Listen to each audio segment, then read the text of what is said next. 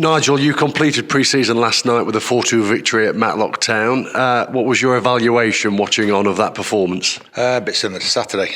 Not brilliant at times, but we won and we scored goals, which seems to have been a theme during pre-season. Well, I think generally we've played very well in a lot of the games. But even when we sort of haven't been at our best, I think we've looked a threat and we've got goals. And good goals as well. So I think that's encouraging going forward. Pre-season is now over. We're ready for action. Has it been a fruitful pre-season for you and the boys? Yeah, I think it's been generally a good one. You're always going to get one or two injuries, which we have. It's just obviously on the back of Elliott and Macca, and there'll be 2 or 3 probably missing from the first game. But it's a long 9-10 months. So apart from those two, they should all be short term, just little niggles and everything, and back within a few weeks, which is good. The squad's nearly in place. Probably ideally one more sort of defensive option just to bolster things. But apart from that, I'm very happy with the balance of the squad at the moment. Just for clarity then, latching on to your answer there, who's definitely out for Saturday's big kick-off at Crewe? Well, Macca and Elliott, obviously. I think Ollie Clark and Will Swan is very doubtful at the moment. But they're not serious. That needs emphasising. No, not at all. They've just picked up niggles. Ollie Clark with his calf, and Will Swan just a very slight groin. So there's no point in then rushing them back and them being another sort of 4-6 weeks. When you've got 46 games ahead of us.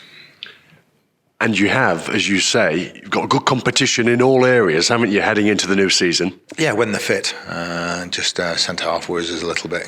Alfie and Bailey have been brilliant pre-season, but we don't want to lose one of those two.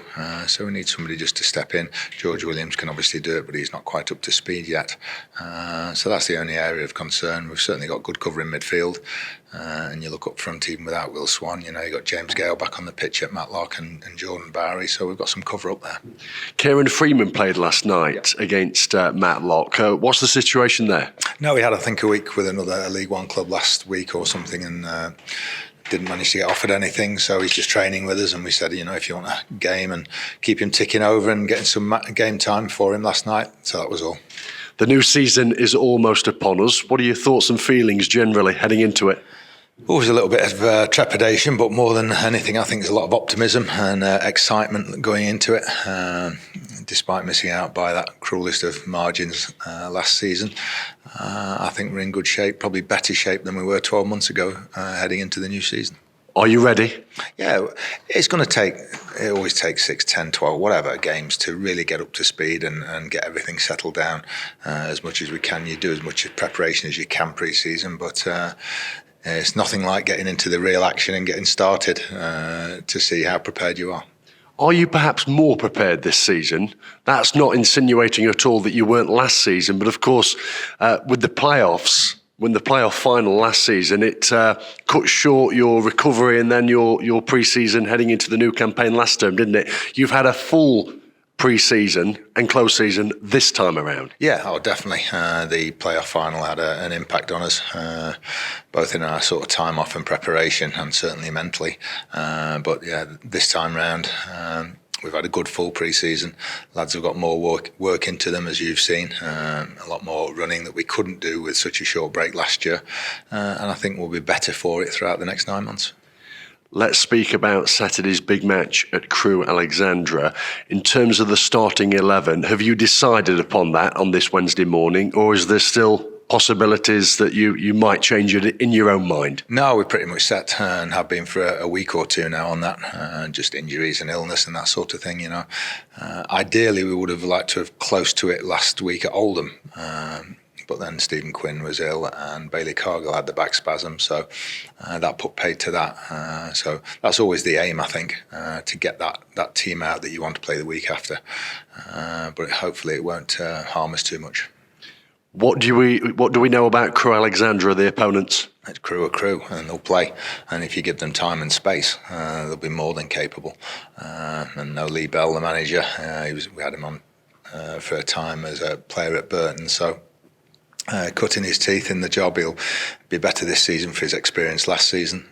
So it'll be as a good challenge as Crewe always are. What are your expectations this season? Well, we're trying to get promoted, same as we have done for the last couple of seasons. Nothing else. However, that's our aim. More broadly, who do you think will be the runners and riders in League Two? Well, I think it's strong.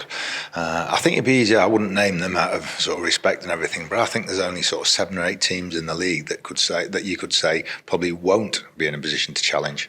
I see the other 2/3 all thinking they're in with a chance. There's some people spent some money in the last 2 windows and everything who were down there, who won't be down there this time.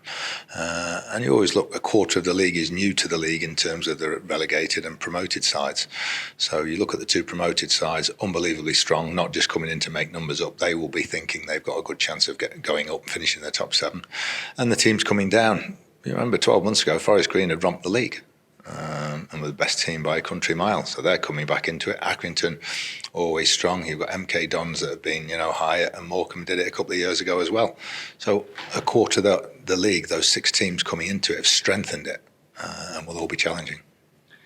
What qualities and characteristics are needed to be successful in an arduous battle, a long campaign where there's so many ups and downs invariably? That's it, and dealing with them. That'll be it. Who deals with it best? Who deals with adversity when you lose a game or 2? Who then gets back on track quickly and doesn't go on to a losing streak of 3 or 4 games? And that sort of character, mental character, physical ability, and everything is going to be needed in that. But it'll be the character of the squad as much as anything, as well as their ability. Very finally, as you touched upon earlier, there is much excitement and anticipation around the town and at the club. And you're the manager who presides over record season ticket sales, almost 5,200. It's never been seen in the modern era at Mansfield. What encouragement does that give you as the boss heading into the new campaign? Well, the encouragement it gives us and the feeling it gives us is that people are obviously backing us. They think we've got a chance, and I think they like or they appreciate what we've been trying to do in the last couple of seasons, which is a good thing, but then it increases a little bit more expectation on us and everything, which is fine. That's another thing we've got to do. We've got to deal with that this season, deal with the expectation of the crowd. There won't be sort of 2,000 or 3,000 as there were 2 or 3 years ago. We're going to be 8s and 9s hopefully every week, and the players have got to learn to live with that. But I just hope we can repay them. You hear a lot of cliches and old chestnuts when questions like this are asked, but genuinely, what part can supporters play? What part can the Mansfield faithful play as the overall ambition in the prospective success, hopefully, of Mansfield this season? Sticking with us. When things aren't going according to plan or things aren't going brilliant for us, stick with us. And that's what they've done in the last couple of seasons or so, really get behind us. They've got behind us, they've stuck with the team. And I honestly think, and this is one of the reasons for the sales, that they appreciate we missed out just at Wembley and didn't do ourselves justice, a year or so ago last season. I think they genuinely appreciate. A supporter came up to me at Matlock last night and said, "Here's to an injury-free season." So, they appreciate how bad it was last season at times, and we still got within 1 goal. So, if we can keep them reasonably fit and it's a good bit of form and consistency and all those sorts of things. And you need a break now and again in all the teams who've been promoted. You'll see at certain points during the season, they've got important breaks. So you need that a little bit of luck as well. And hopefully we'll get it this season. From everybody at the club, very best of luck to you, your staff and players this season, Nigel. Thanks, Steve. I appreciate it.